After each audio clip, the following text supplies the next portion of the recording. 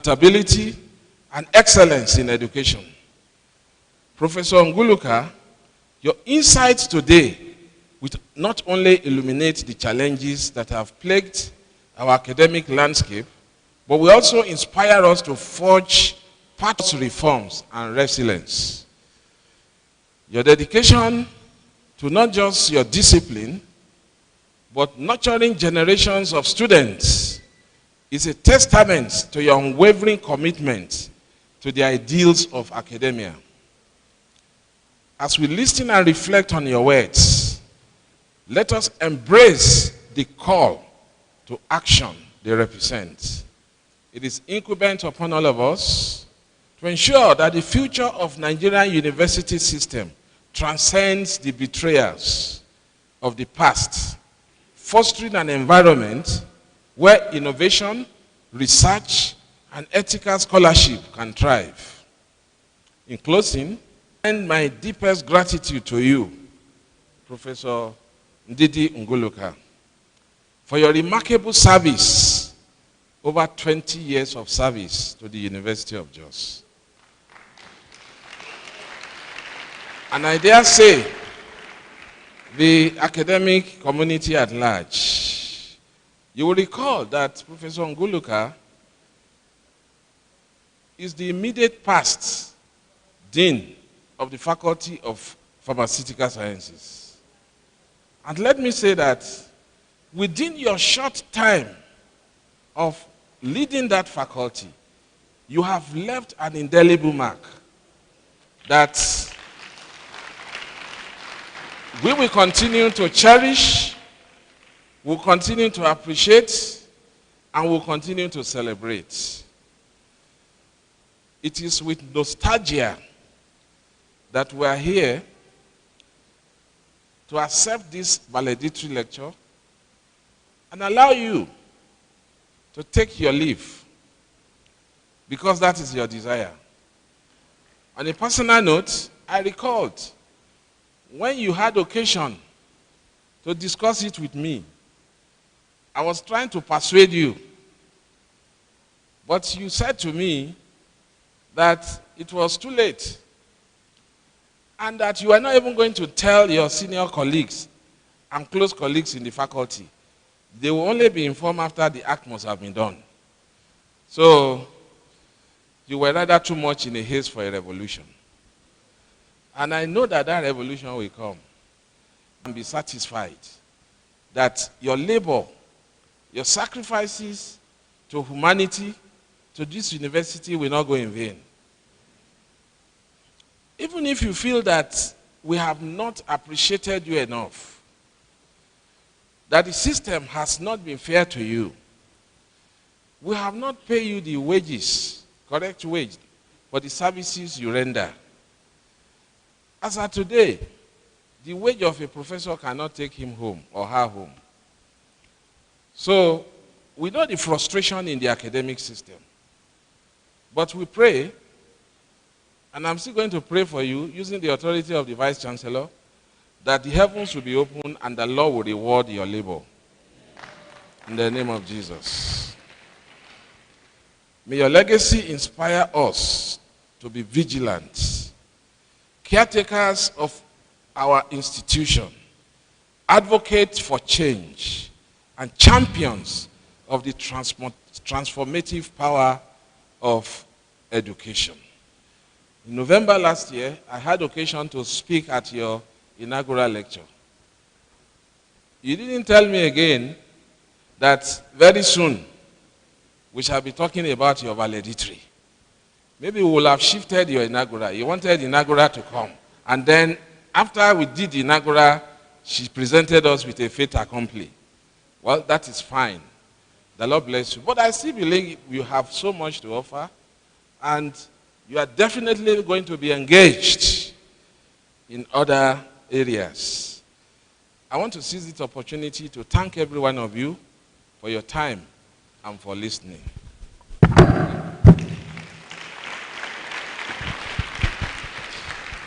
I believe we can do much better. Thank you, Mr. Vice Chancellor. ably represented by the Deputy Vice Chancellor Administration, Professor Joash Ojo Amopiton, SAN. The moment is almost upon us. At this juncture, permit me to invite pharmacist Anukam as she gives the citation on the valedictory lecturer. Please put your hands together for pharmacist Anukam as she makes her way to the podium. Let's keep clapping until she gets here.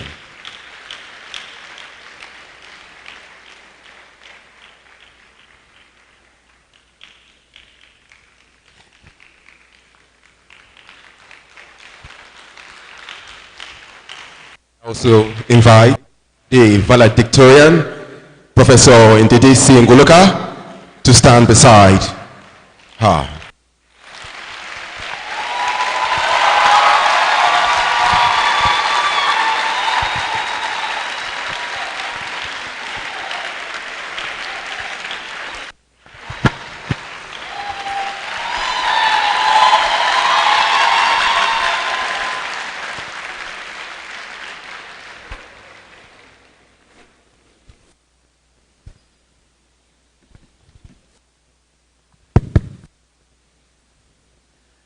The Vice Chancellor, University of Jos, ably represented by our Professor Joash Amopiton, other distinguished members of the High Table,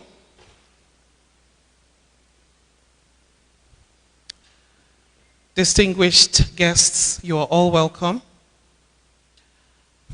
I just mentioned to the lecturer that in November when I did this, I was full of smiles. Today, maybe not so much. But today is not about me. It is my privilege this evening to read the citation of the distinguished valedictory lecturer who you have standing before you. The Vice Chancellor of this notable institution, other principal officers of the University of Jos, special guests here present, ladies and gentlemen, a good evening to you all. It's my sincere privilege, and indeed it's an honor, to stand here to read the citation of the distinguished speaker of the day, Professor Ndidi Chinyelu Ngwuluka, who is standing next to me. A round of applause for her, please. She deserves all the accolades that we can give her.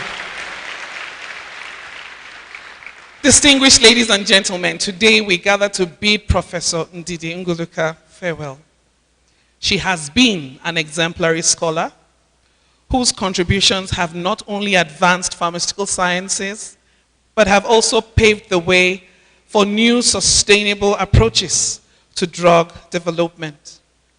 A pharmacist by training, a pharmaceutical scientist by research, and an educator by profession with 20 years of experience and more in assuring quality in pharmacy practice, pharmaceutical research, and development.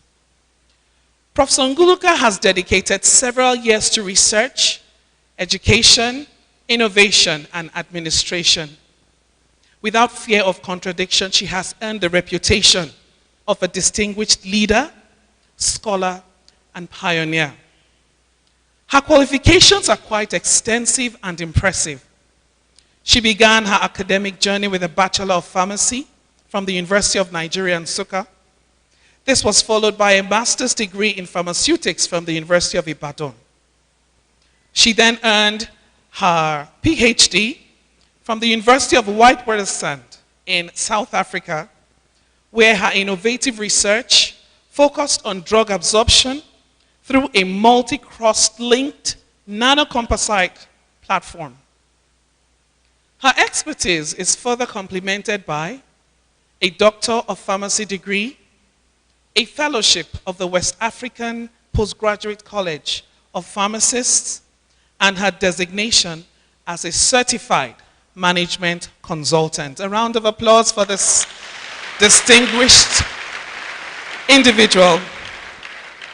As a professor of natural polyceutics, Professor Ngwuluka has brought new insights into the use of natural polymers in delivery of drugs. Natural polyceutics happens to be a term which she helped to pioneer. It basically focuses on using natural polymers to optimize drug delivery and therapeutic effects. This field is pivotal for modern medicines because it leverages naturally occurring materials that are often biocompatible, biodegradable, and thereby they reduce reliance on synthetic substances and lower environmental impact. Professor Ngwuluka's work in natural polyceutics not only enriches scientific understanding, but also promotes a sustainable approach to drug design and delivery, aligning with green chemistry principles. Her contributions are extensively documented in over 50 publications. A round of applause for that, please. And these publications are including, but not limited to, research articles and book chapters. Indeed, her innovations have led to a filed patent in polymeric drug delivery matrices. Professor Ngwuluka's professional journey is a testament to her dedication to excellence in pharmaceutical sciences. Since 2004, she has served in numerous roles within the University of Jos. She has grown through the ranks from faculty examination officer to deputy dean to head of department to dean and now to the valedictory lecturer of today's event. She is the first female dean of the Faculty of Pharmaceutical Sciences.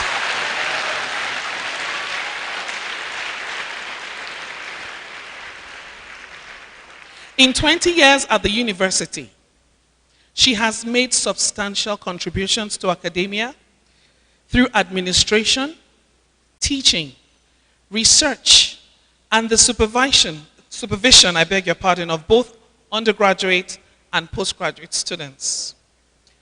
An award-winning researcher, Professor Ngwuluka has received accolades, including the prestigious Fulbright African Research Scholar Award, the C.V. Raman Fellowship, the L'Oreal UNESCO Regional Fellowship for Women in Science. A round of applause for our distinguished lecturer.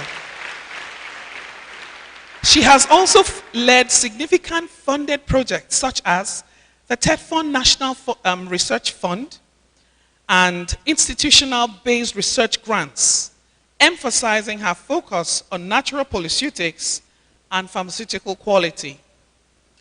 As an engaged member of the global scientific community, Professor Ngwuluka holds memberships in professional organizations including the American Chemical Society, the American Association of Pharmaceutical Chemists, Pharmaceutical Scientists, the Pharmaceutical Society of Nigeria, and the National Association of Pharmacists in the academia.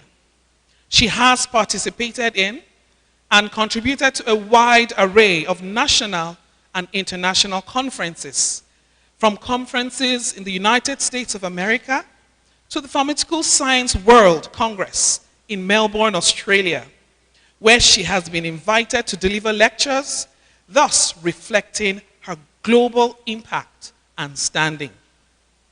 Professor Ngwuluka's core competencies are vast. She excels in culture facilitation, executive leadership, as well as training and mentoring.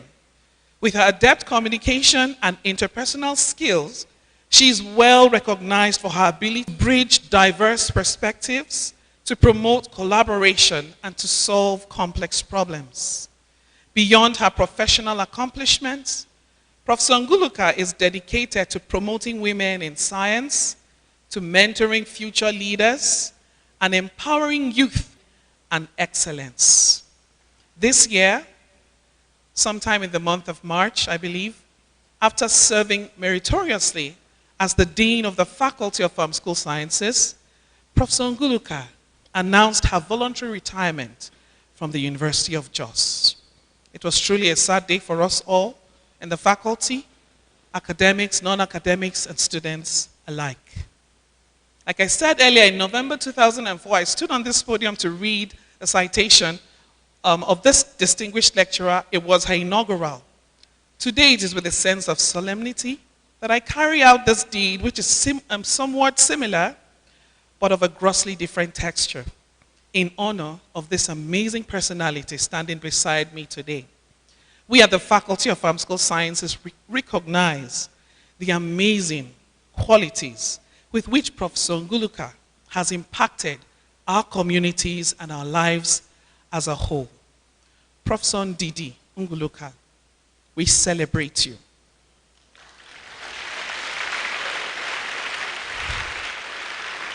We celebrate you today as a remarkable scholar, as a mentor, as a visionary leader, and as a decent human being. Your extensive qualifications, your accolades, your work in natural policeutics, and your dedication to the pursuit of quality, safe, and effective medicines serve as an inspiration to us all. Thank you for your passion. Thank you for your dedication. Thank you for your exemplary service. Distinguished ladies and gentlemen, please rise with a thunderous applause and join me in honoring the distinguished valedictory lecturer of this evening's event in the person of Professor Ndidi Ngwuluka.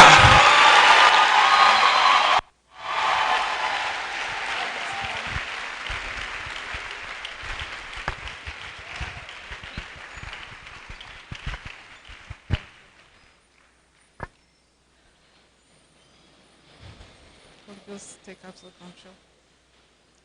The Vice Chancellor of this great university, ably represented by the Deputy Vice Chancellor, Professor Mupiton,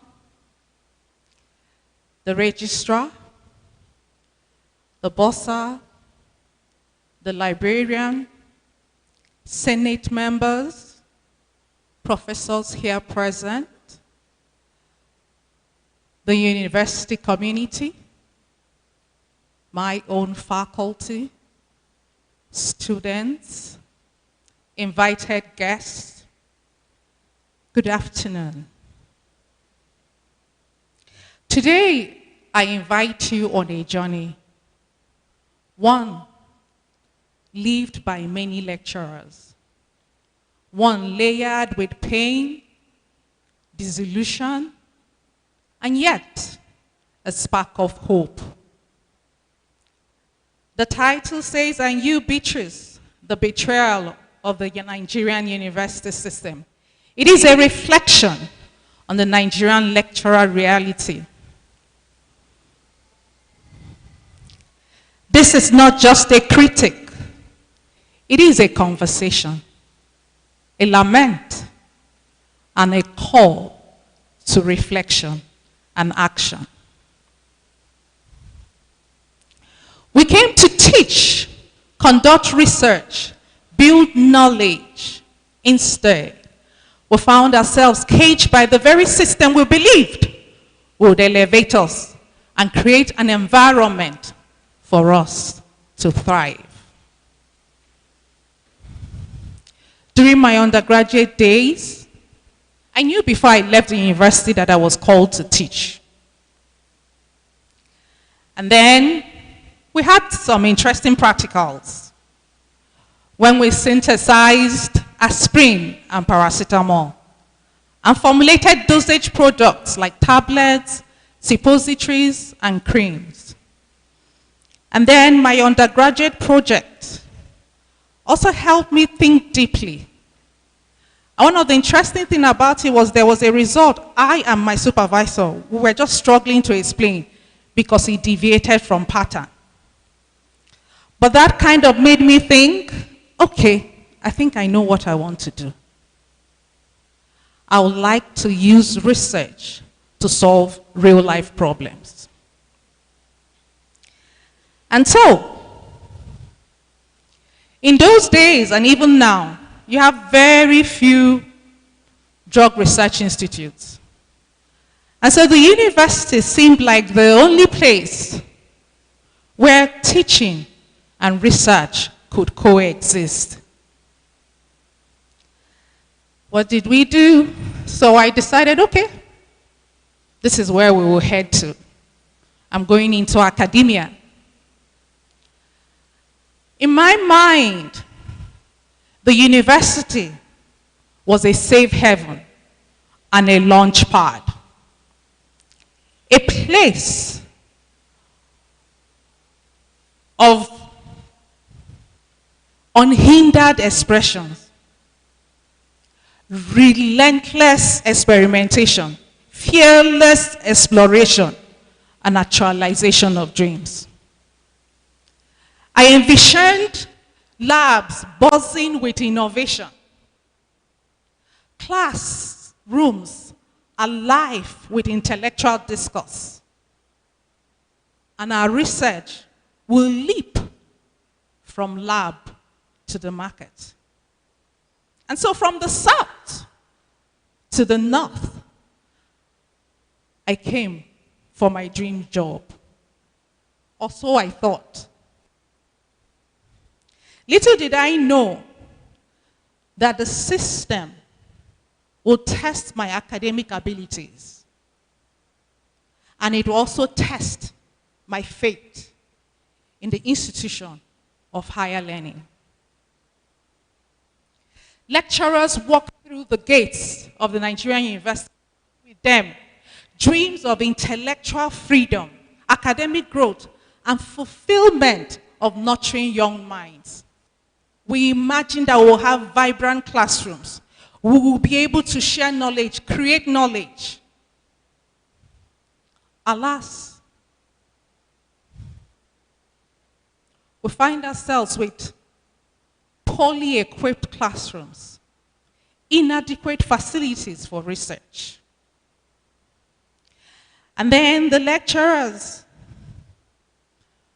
become victims of the system that they had hoped will support them. This is the betrayal.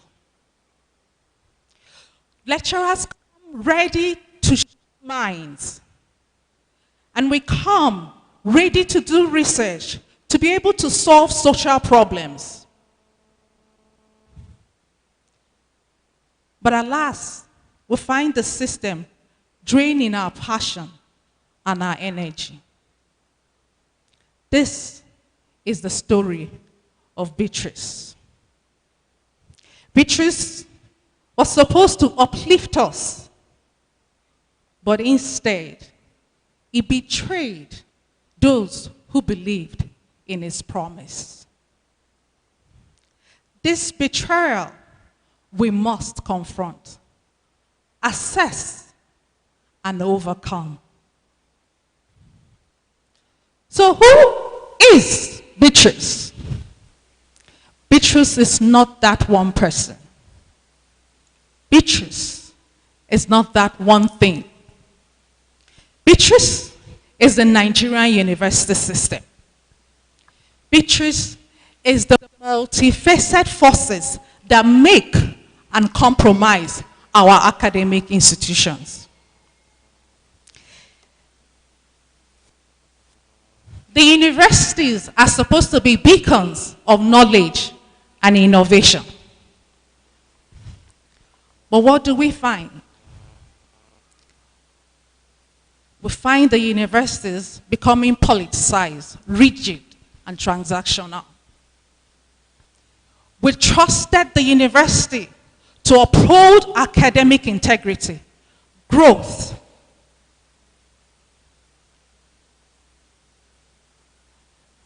The university, the system, will say to us, whisper, trust me, I am with you. But goes behind quietly and walks against us. When we say, and you, Bitrus, we are addressing the Nigerian university system that was supposed to be our ally, but became our adversary. Now this goes beyond individual disappointments to systemic dysfunction.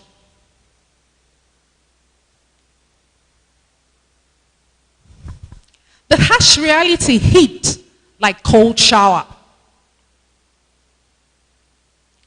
The university that is supposed to be a place of knowledge becomes a place where corruption is enthroned. Bureaucracy chokes innovation. Inefficiency wastes potential. Merit is sacrificed on the altar of favoritism and nepotism.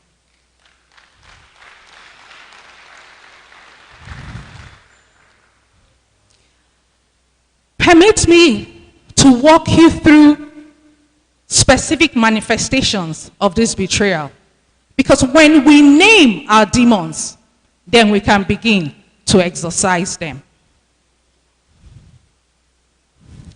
Corruption doesn't just steal funds, it steals integrity.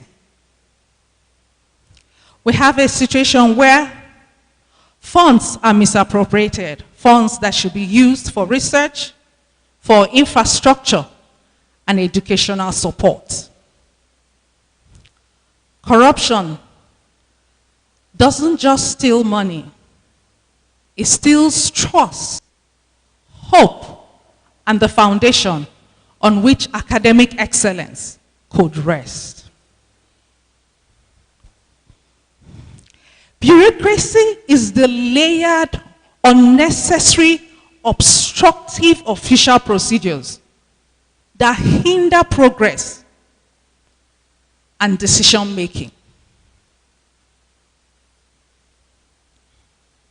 So you have a situation where lecturers are busy trying to navigate the bureaucratic hurdles. Sincerely, it requires more energy than conducting research. This is not efficiency. This is institutional sabotage.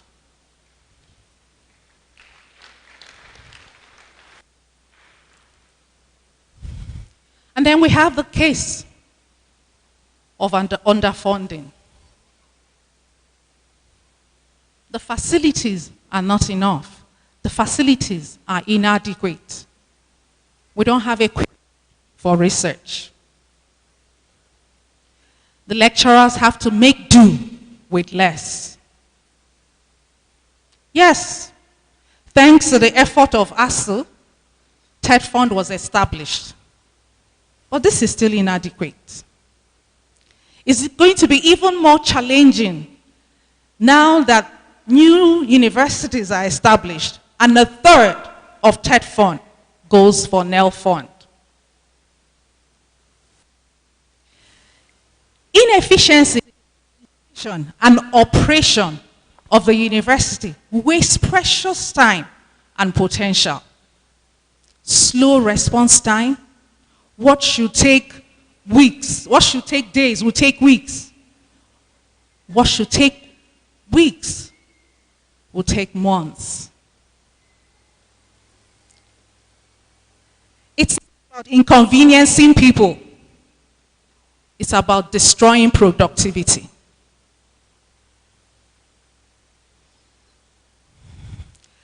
And then we end up retaining mediocrity. This is one of the core betrayals, where you cannot distinguish the universities from civil service. Universities are supposed to be dynamic and adaptive. But what do we have? We have a system here in the university that is politicized. And then you find yourself struggling with procedures. Yes, because when it comes to civil service, it's about routine, maintaining system, and then working with established procedures. Universities are supposed to be disruptive. They are supposed to what? Challenge existing knowledge and create new paradigms. These two models are incompatible. Yet, we're trying to force one into the mold of another. This gives us headache. The university system is still under the government control. So you have a situation where appointment of vice chancellors are based on political loyalty. Lecturers run to politicians for position. And then academic decisions become political calculations. Where do we want to go from here?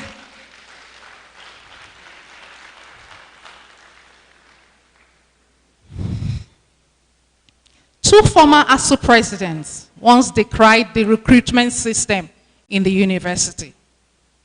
They lamented that a number of lecturers have no business in the university. This is not an attack on individuals, but it's an indictment on a system that prioritizes connection over competence.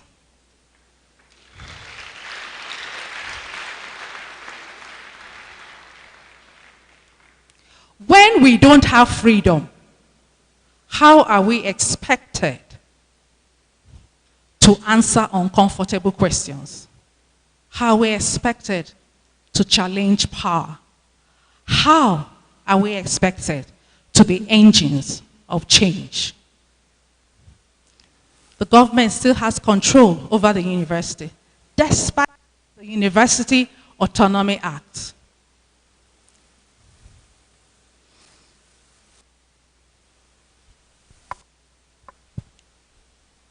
Research is the heartbeat of university. But that's not what we have. Our experience is that the funding of research and infrastructure is inadequate. I remember when we finished, we were about to come back from our PhD, and a colleague asked me, so what becomes of us? When we go back, what do we do? I mean, we've had the experience of facilities. Where I did my PhD, I had everything in one place. I didn't need to go running up and down. I had everything within the university. And so we were wondering, so what are we going to do? We're coming back to a place without facilities. But I remember saying to him, we need to come back. We need to come back here and make impact. This is where we belong. We've learned, so let's come back here and see what we can do. So I said to him, don't worry. We would form a research team, and then we would look for grants. Yeah, we applied, got a few, but it wasn't enough to equip the lab. I knew when I was coming back, my field was nanotechnology. But I knew that I couldn't continue with that field of research here. Because the very first equipment you need to decide whether the particles are at nanometer range is not here in Nigeria. But I was ready to move away from it to go into material sciences. And so I did that. But even at that, our basic equipment that will be able to help us do cutting-edge research, to be able to publish in high impact factor, it's not there. So we came back, had the research team, and we started looking for grants. Now let me tell you another interesting part. Some grants, when you look at the eligibility countries, you won't find Nigeria. It's a sad situation. Lecturers wear many hats. We are teachers, administrators, researcher, record keeper, and sometimes we are the janitor. So we are expected to excel in teaching while conducting research with inadequate facilities, while navigating the bureaucratic obstacles, and then managing administrative responsibilities that sometimes has to do with our core mission. This is not personal. It's generational. So when you have lecturers, I mean, you know what happens? I spend time doing unnecessary paperwork rather than reading research papers. I spend time attending meetings, trying to understand, writing memos, chasing money, rather than being with students. This was not the career I signed up for.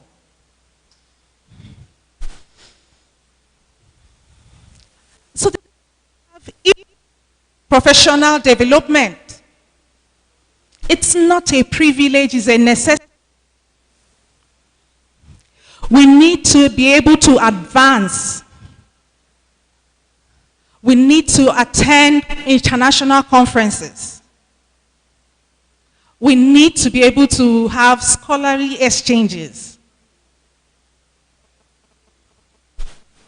A number of the conferences I attended were self-sponsored, except one. And that one, I don't know whether I should say I fought for it. Because I really went and complained. I said, what's going on here?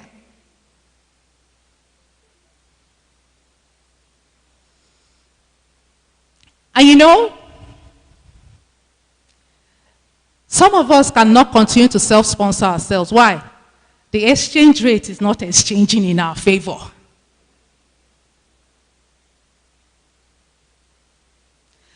So the last time I went for a conference was 5 years ago. You know what this is? Intellectual isolation. We're supposed to be part of the global academic conversations. When you attend conferences, when you go for advanced training, you're able to do that. And so when that doesn't happen, the students suffer because we will not be able to give what we don't have. So what are we doing? We're busy consuming knowledge. We're not creating knowledge.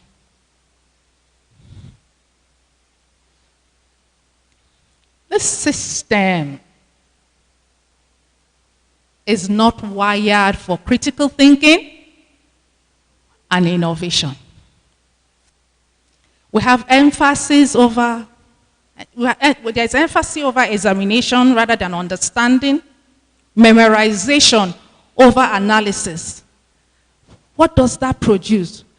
Graduates that can recite and not create.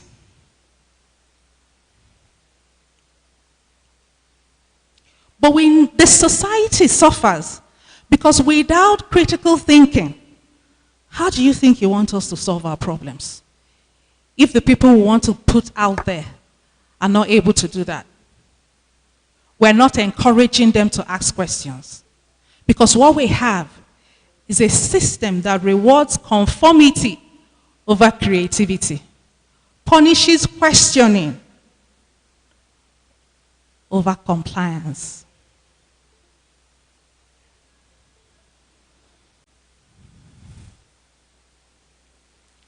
University is supposed to be a bridge between theoretical knowledge and practical applications.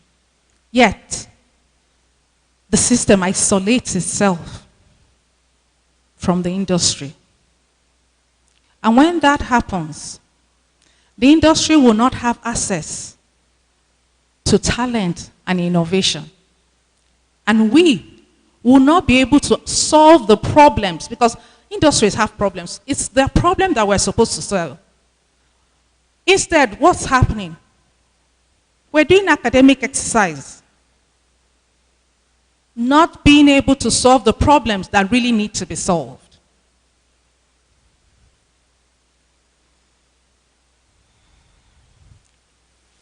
This is one of the damaging consequences of the betrayal.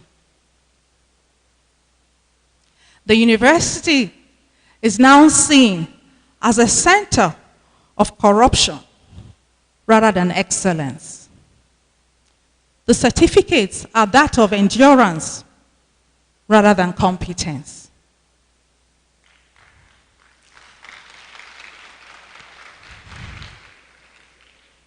So when we have this diminishing trust, we're losing our social mandate. And it is a circle, a vicious one at that. Reduced trust will give rise to reduced funding, which will do what? Deteriorate quality. That will further erode trust.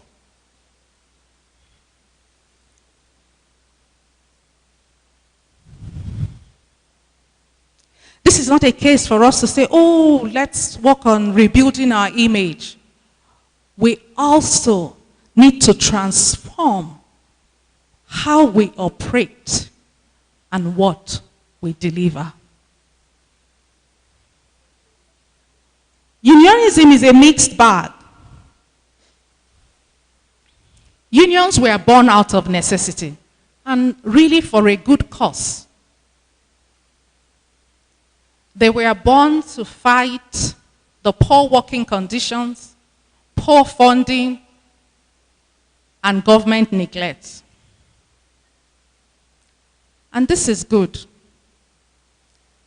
However, the unions do not discipline their members, and this creates a culture of impunity. We also have a situation where we have inter-union rivalry. What this does is that it weakens the system because we're all trying to do it. We have all coordinated strikes and all that. Are we saying that we don't need the unions? No. We need the unions. We just now know to find out how they can be able to work and improve the system.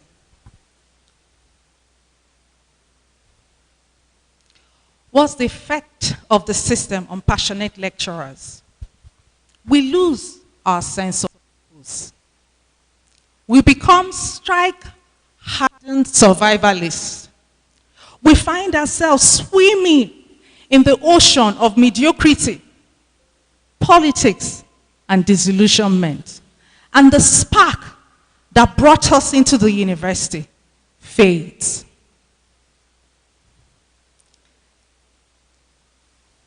You know what happens?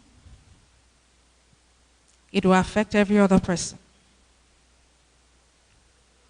When the lecturers are disillusioned, they won't be able to inspire the next generation.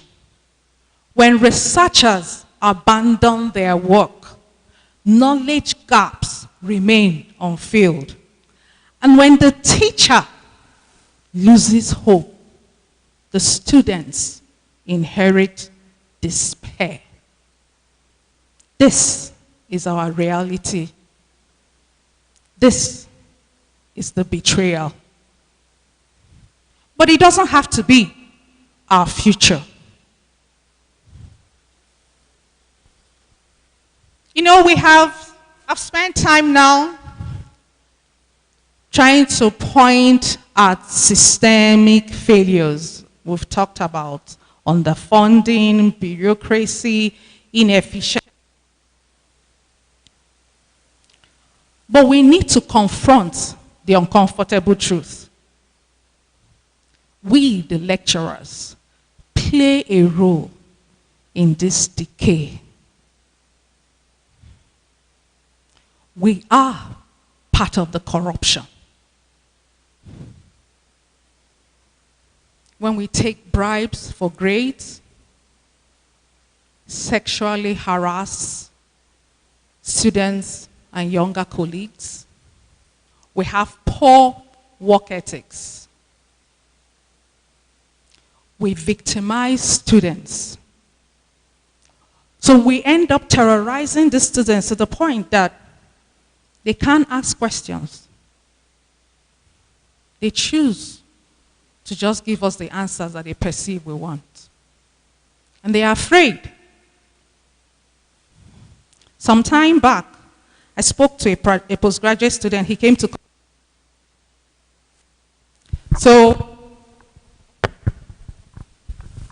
And I realized that he's been struggling for more than a year. So I said to him, why are you just coming now?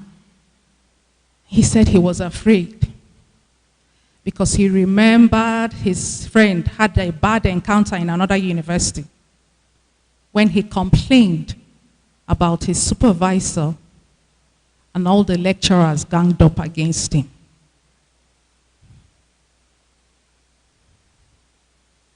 How?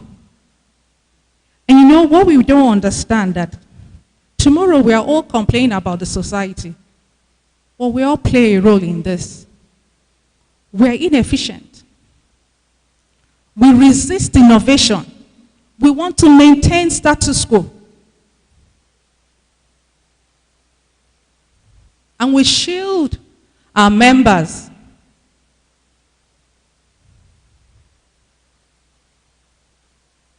So the Bitrus is not just the system. Bitrus is also us. The lecturers are the betrayed and the betrayers.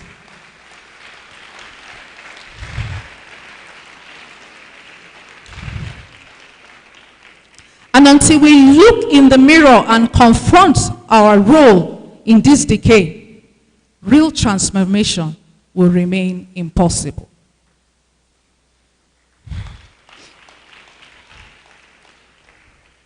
So I haven't come here for us to end in despair. Change is possible. It starts with you and I. It requires a comprehensive and coordinated action. And so for us to be able to accomplish this, there are strategies that will help us to create an effective, independent, and forward-thinking university system. There's no way we can move forward if we don't have freedom. We don't have freedom. The university is still under political control. When we have freedom, it becomes easy for us to make academic decisions, for us to be the societal conscience, for us to challenge power. When we have freedom, it's easier for us to be able to focus on our core mandate. Transparent merit-based system must be institutionalized. We need to have a situation where employment, appointment, and promotions are merit-based. And when we have merit-based system, we attract the best talent and create cultures of excellence. We need funding. It needs to be adequate, it needs to be consistent, and it can be tied to performance. But let's understand one thing. All the funding can't come from the government, because the public resources have competing demands. And so the university needs to look out and consider other sources for funding. Alumni, public-private partnership, international organization.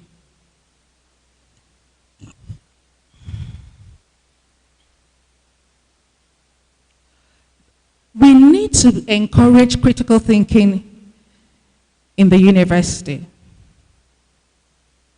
We need to encourage problem solving, and we need to encourage creativity. We want a situation that our students will engage with problems and not just consuming solutions. We want them to be able to ask the questions and look for the answers. But you know, this is not just going to happen. We need to change our curriculum.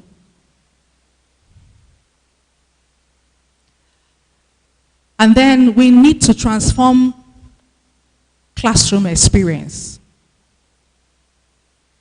But then the lecturers also need to be trained for us to be able to achieve this.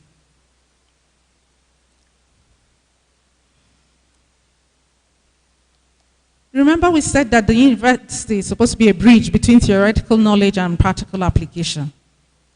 The university needs to strengthen this collaboration. They can't work in isolation. I remember a few weeks or months into my tenure as dean, somebody said to me that an organization was closing a project, and then they will have laptops and vehicles to give out. And I thought, okay, that was excellent. So I wrote to them, and they replied and said, we don't have collaboration with the University of Jos. Now that got me thinking. That means I could have actually gotten the laptops and the vehicles if they had collaboration. So the universities need to collaborate with businesses, non-governmental organizations, government agencies, private companies. And you know, when this happens, everybody stands to benefit. The university gains relevance. The industry will be able to have access to talent and innovation. The students will have practical experience, and the society will benefit from the research applications.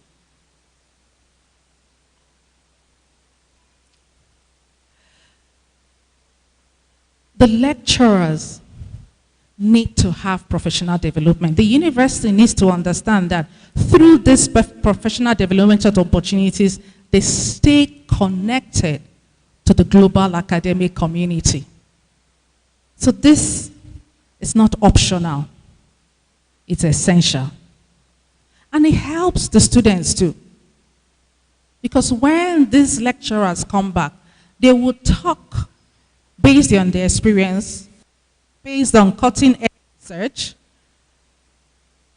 and then the students will have international perspective based on the fact that the lecturers have gone out, had some experience, and come back. We must put accountability and transparency systems in place to ensure that resources are used effectively and ethically. University leaderships must be held accountable for their decisions and results. When we say this, accountability is not about punishment. It's about all of us working together for the common goals of excellence and integrity. Universities are supposed to be centers of innovation and entrepreneurship. We need to study Stanford University and Silicon Valley. You can't remove Stanford University from what's happening in Silicon Valley. And so we need to have, that's why we need autonomy, so we can focus and start what? Being a center of innovation and entrepreneurship. When we do that, what happens is that you teach the students that they can create their own opportunities. And then we produce not just job seekers, but job creators. not just knowledge consumers, but knowledge producers.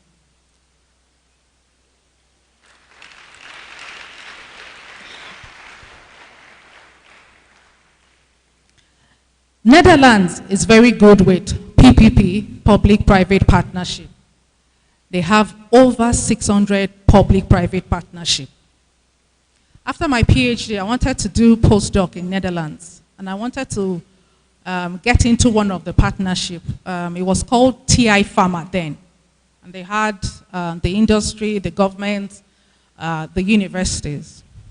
But I didn't succeed. Not that I blame them. They would prefer to have their own before they consider a foreigner.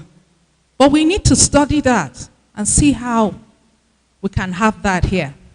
Public-private partnership should be done in such a way that it maintains academic integrity. Public-private partnership is not about privatization of universities. The universities leveraging on the resources out there. And in the end, it's a win-win situation.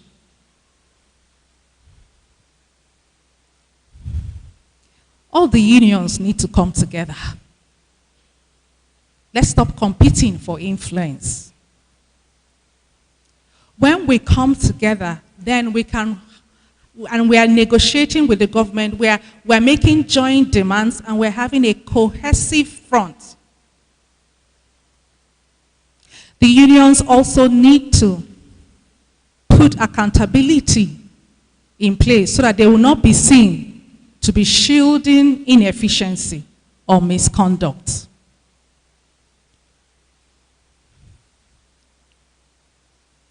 We have this issue, and we can talk about it forever if we want to. But there are things, just put the things in place, and the people will stay. I mean, we've gone to other countries. We see that the people, if they have good working condition, competitive salary, and advancement opportunities, and people feel that they are supported and valued, they will stay.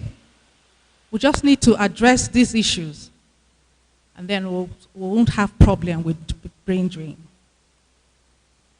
So, I have spoken from the perspective of the lecturers.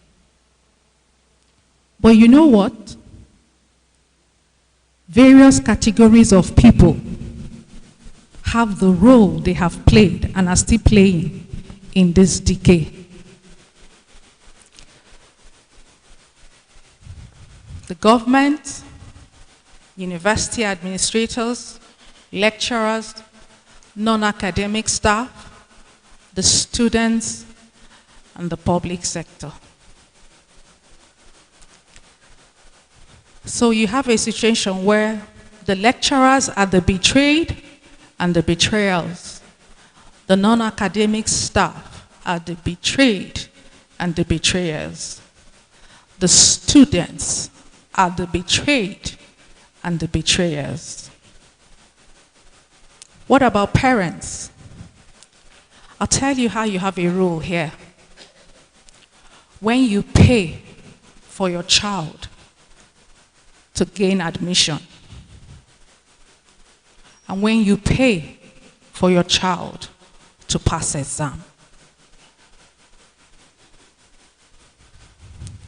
So while we understand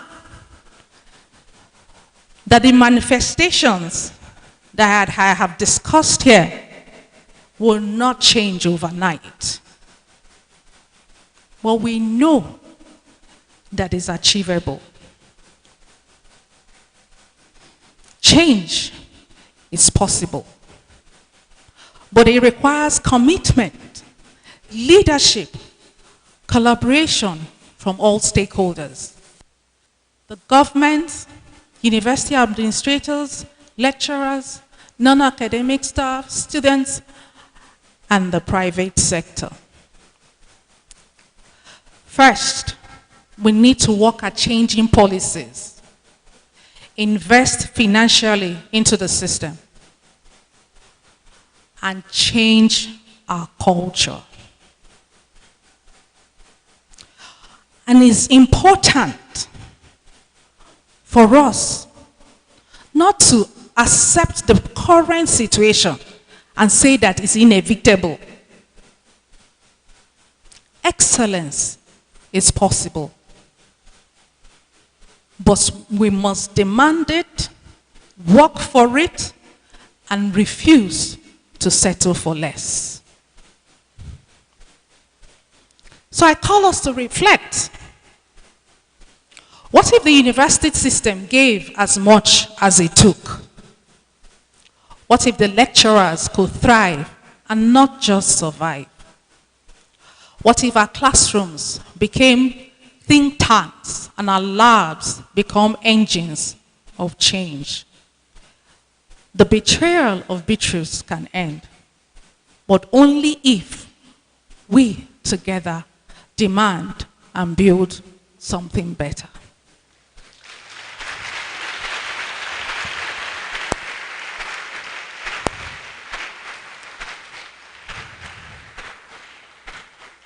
This is not a call for us to rise in rebellion. This is a call for us to rise in rebuilding. And of course, you know that this conversation continues. So we need to continue to speak up, build forward, challenge the system until it becomes what it was meant to be. The betrayal may be deep, but so should our resolution to rebuild. I want to give God the praise for having been with me this past 20 years.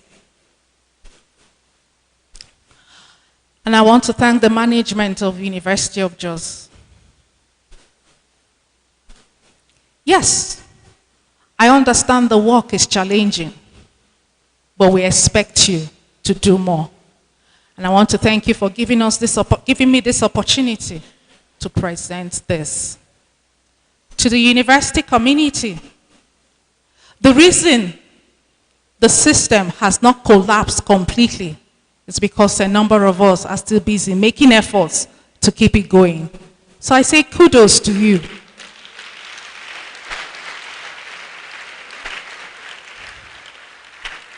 And thank you for being here. Faculty of Pharmaceutical Sciences, my home.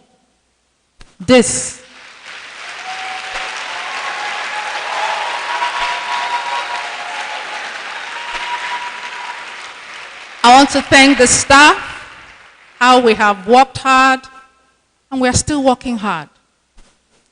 And I say to my students, don't settle for mediocrity. This is not goodbye. I want to thank the Igbo community. I believe the President General said he sent a representative in the name of Uchechi Wancho. I thank you for honoring your own. I want to thank every person, every guest I invited to this discourse. I want you all to know that I appreciate you all. We all need to take actions, but it all has to start with each individual. What should I do to create the change I desire? What should you do to create the change that you desire? We need to take actions. We need to continue to take actions until we see that the system is a place that we desire.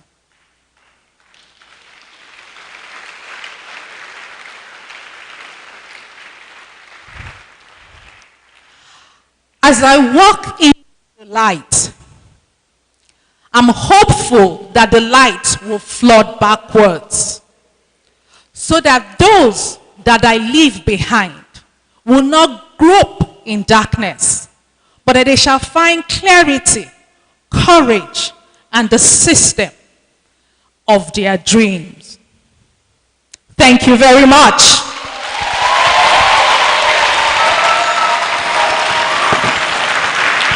Let's keep clapping.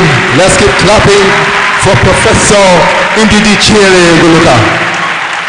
Thank you for serving us well.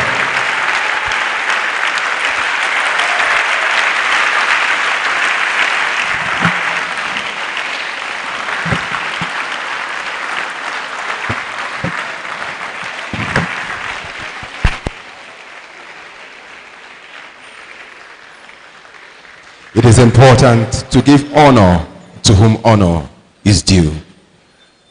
And today, we honor you, Professor Ndidi Ngwuluka. Thank you once again.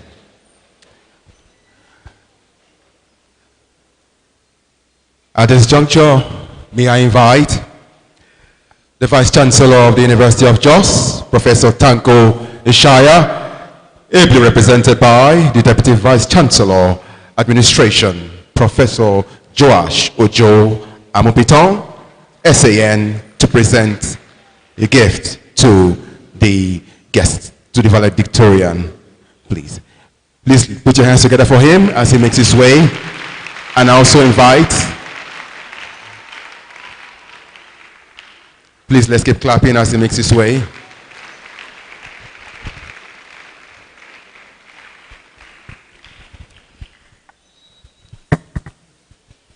Wow. When you say wow, it is an acknowledgement of appreciation and for a valedictory lecture well delivered.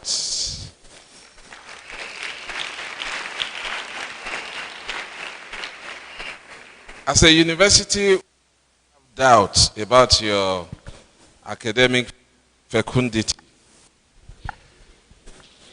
We do not have doubt about your intellectual industry and your intellectual sojourn and the findings and the contributions you have made to this university and to the Federal Republic of Nigeria.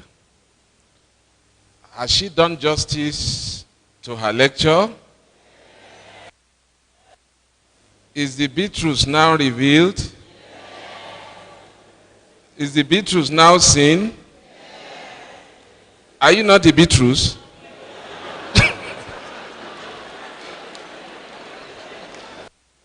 Okay, thank you, very distinguished scholar.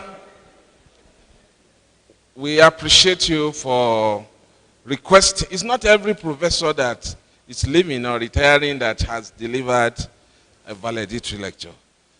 So what you have done is very, very significant. And as a university, we will not take it for granted. We celebrated you in November last year for your inaugural. Today we are celebrating you again. Very soon you will be celebrated nationally.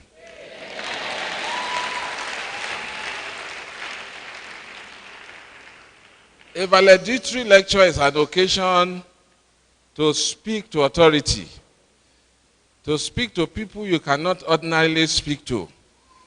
So the one that belongs to Tanko, I have taken it.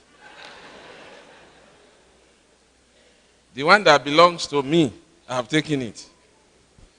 The one that belongs to your dean, I have taken it. The ones that belong to your students, the dean, you also have noted those things. You see, courage, what underscore, because everything she has said, having been in the system for several years, I find it difficult to fault her. Because we have gone through the system, we know what are the problems, the cankerworm within the system. But sometimes, it is courage. I recall in 1978, before I present the gift, when, during the period of Ali Must Go, how many of you were born then? And the federal military government set up a high panel committee headed by a brigadier general to go around all the Nigerian universities and fish out lecturers that were instigating students. And when they went to most of the universities, they said they are not here or there's no lecturer, because the mandate was those lecturers should be fished out and they should be sacked so that they will not instigate. I mean, while students were fighting for autonomy, fighting for funding, fighting for a better place. So there was an attempt to gag the university system. But you know, it took the courage of one of the vice chancellors. Because when they visited all the universities, most of them were saying, no, we don't have them here. But they got to University of Ibadan. Professor Aboyade, of the blessed memory, he said, is that your mission, General? He said, yes. Okay. He said, I am not going to give you the answer. My management team will not give you the answer. I am going to call the Senate of University of Ibadan. And the Senate of University of Ibadan was summoned, and the panel members were introduced. And Professor Aboyade said, they are here to find out who are those people that are not mentoring the students. Who are those people? Do lecturers influence students? And all of them put up their hands. Yes. He said, if you had not put up your hand, I would have sacked you that day. He said, General, we are the one, all of us. So take us, sack everybody. And then they were weak. That was courage. That was courage. But today we live in a situation of pretense.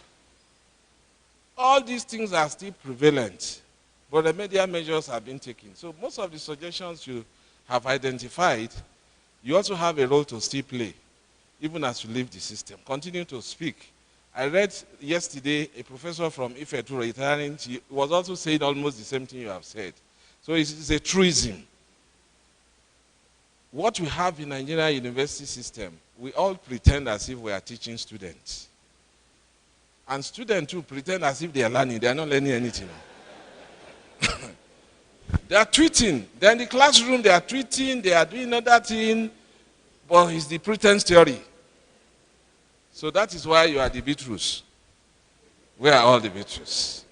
So at this stage, let me now again appreciate you for those wonderful years, those memorable years of your sojourn in the University of Jos. They are not wasted.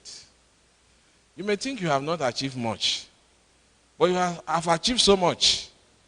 But I can see that you are very clever, because you don't want to serve until when you are 70 and then you retire. You want to serve government and serve the public and serve your student and still have enough time to serve yourself. So it's time for you to explode. It's time for you to go to the industry. It's time for you to go to the world. And you have been properly nurtured by this great university. So we expect you to go out there and excel. And you shall excel in Jesus' name. So, therefore, silver and gold we have none. This is not money, this is not dollars. So that nobody will go and be meeting her and saying, where is that thing?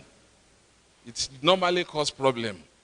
So it is just a token of appreciation for the number of years you have put together to serve this university. There is no amount of money that we can give you that can meet up with the services, the sleepless nights, the sacrifices. And let me tell you, I recall your discussions with me some time ago. You felt that your faculty has been let down. And I am happy. Your dean will tell you that what you are fighting for will soon come to pass for your faculty, by the special grace of God. So that is to tell you, some of those things you were not able to achieve, which you thought you have failed, you have not failed. You have sown the seed, and they will germinate. So on behalf of the Vice Chancellor, Professor Tanko Ishaya, and for that matter, on behalf of the Senate of your university, this still remains your university, the University of Jos. And on behalf of all the staff and the students, not just of Faculty of Pharmaceutical Sciences, but of the University of Jos, according to the Supreme Court, in the case of Olanenyo and University of Lagos. He says that University of Lagos is one. So you cannot be bifurcating it. University of Jos is one. So on behalf of University of Jos, staff and students of University of Jos, we present this token to you as a mark of appreciation for your day. It's a great day. It's a day to remember, and the university will continue to remember you. And very soon, I will use and invoke the spiritual authority of the Vice Chancellor to bless you.